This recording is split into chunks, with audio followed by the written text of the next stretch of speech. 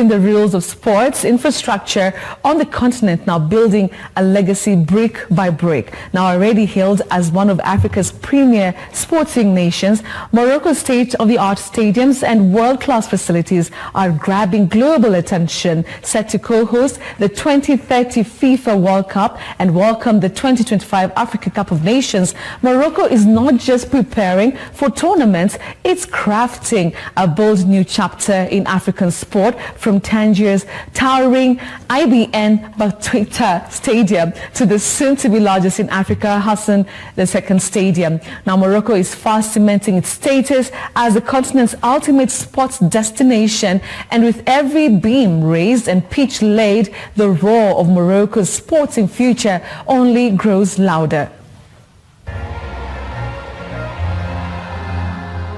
The Kingdom of Morocco continues to host prestigious sports competitions in the world thanks to the country's state-of-the-art facilities. We traveled to the North African country in May 2025 in time for the fourth round of the 2025 Diamond League in the capital city, Rabat. The track and field event was hosted at the Olympic Stadium, which is inside the Prince Moulay Abdallah Sports Complex. The 22,000 capacity stadium was completed in under 9 months, specifically for athletics. Every time we are ready, for example, for the AFCON 25, there is 0 stadiums that we have built. It's only stadiums that we have changed. It will also be one of the venues for the 2025 Africa Cup of Nations set to kick off in December this year. This facility will be used as one of the training grounds by the teams that will be participating in the FIFA 2030 World Cup, a competition that will be hosted by 3 countries. Next to the Olympic Stadium is the Prince Moulay Abdallah Stadium, which is being rebuilt after demolishing the previous one in 2023. The 69,000 capacity football venue is expected to be completed by December 2025, and it is set to host a semi-final of the 2030 FIFA World Cup. The reconstruction will cost an estimated 10 billion Kenya shillings, and it will be home to the Atlas Lions and one of the most successful domestic clubs, Sports Association of the Royal Armed Forces, ASFA. It will look like palm leaves and will accommodate an indoor multi-sport arena, an Olympic swimming pool, football training pitches, and a parking zone for over 5,000 vehicles. The construction of this facility does not in any way affect the daily running or the activities of Rabat city. It is situated on the outskirts of this 7th largest city in Morocco.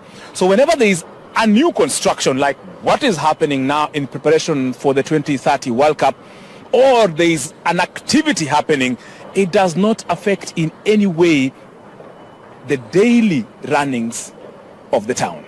In line with FIFA standards, the facility is being constructed by Moroccan companies, and the boots on the ground are locals. Those infrastructures are not going to become white elephant. These infrastructures, we need them. We need them for our league. Just for example, Morocco, in the beginning of the 2010, we had only 8 or 9 national teams. Today we have 25 national teams just in the Football Association of Morocco. Also under construction is arguably the largest stadium in the world, Hassan II Stadium, located in Casablanca. The 115,000 capacity football venue is expected to be completed in 2028 and will cost over 65 billion Kenya shillings. Besides hosting major tournaments, it will be home to the national football team and 2 of Morocco's largest clubs, Raja Casablanca and Wydad Casablanca.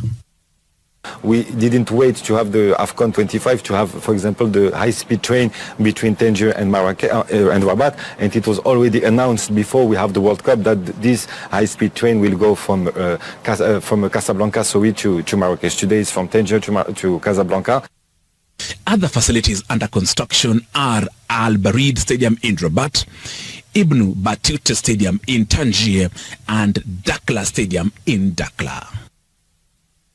Some of the other stadiums include Grand Stade of Tangier, Adrar Stadium, Marrakesh Stadium, Stade Mohammed V, Fez Stadium, Ona Stadium, Kenitra Municipal Stadium, and Larbi Zuli Stadium.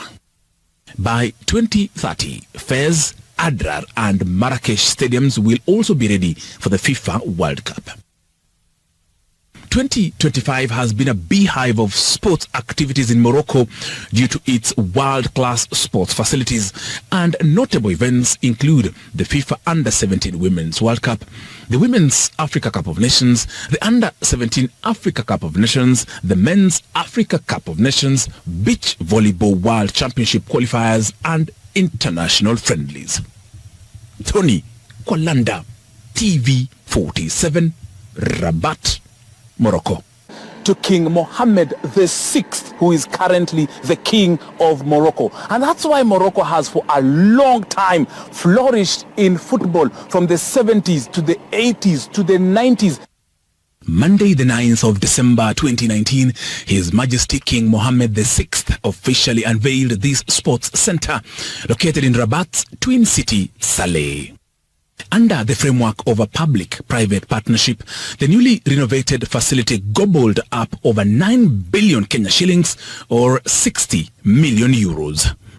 This investment is already paying off, by Morocco sitting at the top of the FIFA World Rankings in Africa as of June 2025.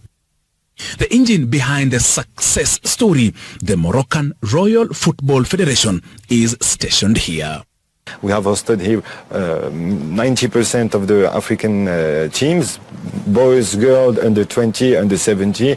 So we are very proud of to have this kind of infrastructure in Morocco, and of course it's always in the benefit of Africa. As our King Mohammed VI have said in 2017, we need to have more South-South cooperation and more cooperation between Africans, and that's what we're trying to do here at our level as a football association, Royal Football Association of Morocco. Located on a 29.3 hectare piece of land, it was built to host Morocco's national teams during preparation camps, as well as foreign national squads who wish to undergo training. It has 9 football fields, comprising of 4 with natural grass, 3 made of artificial turf, a hybrid one which combines natural grass with synthetic fibers, and an indoor pitch that is used for futsal games.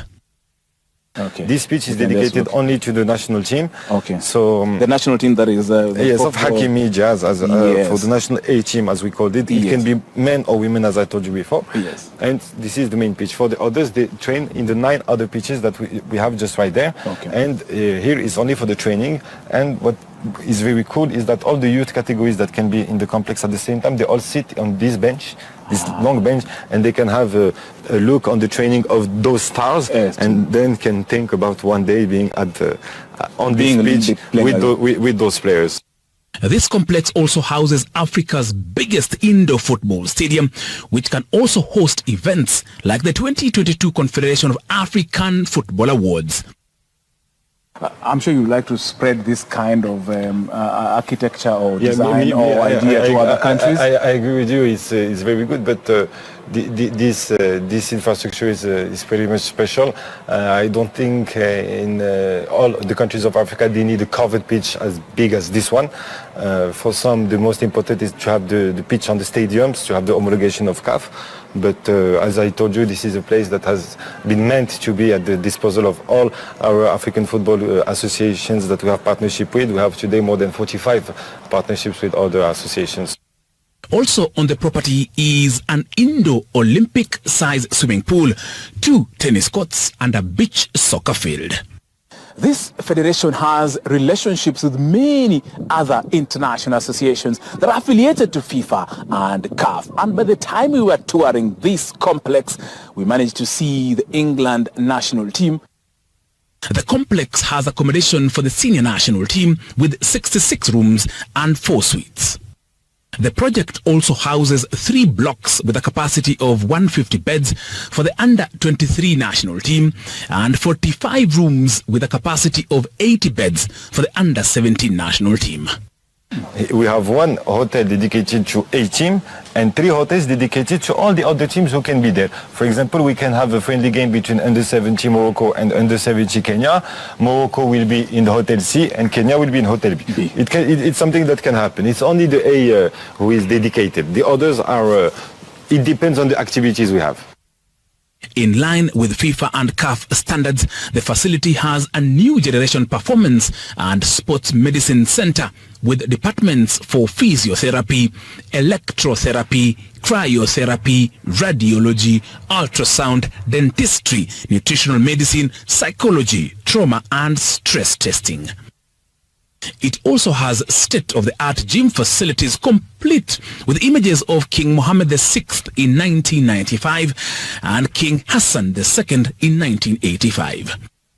As you see, we don't have hotels to rent, no cars to rent, no training pitches to rent, and also all our events, press conferences between the president and the players, between the coaches and the players, or between all the people of the staff. Yes. It's in this place that I'm going to show you. This auditorium has a capacity of 221 people and can be used for pre-match and post-match press briefings, conferences, film screenings and other events like conducting draws for matches.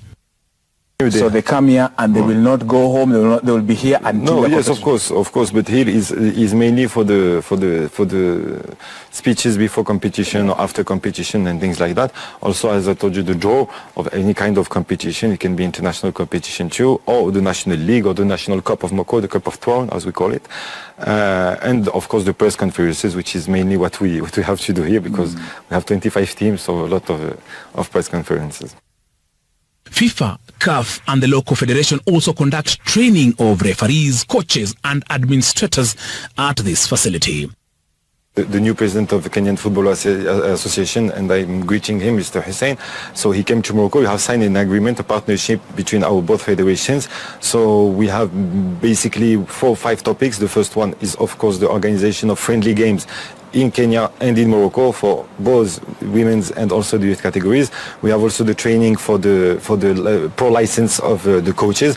Morocco is organizing every year, once or 2 times a year, the pro license CAF, and we are also organizing training sessions with FIFA. So people from Kenyan Football Association will be able to be registered in those trainings and to enjoy it and to take the diploma at the end. We have also trainings for the referees, for the VAR, for the video system of refereeing, because Morocco has been the first country in Africa to implement the system in the National League.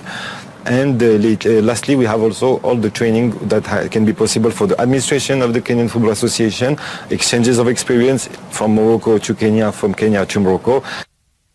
The complex, which runs on green energy, also has administrative buildings, relaxation areas, transport and catering departments. This project seeks to provide national and international football professionals with a conducive environment to prosper. Tony Kwalanda, TV 47, Saleh in Morocco. Wow. Wow. And from Morocco to in Kenya, the Monday Blaze has officially kicked off. My name is Duncan Tua, and today being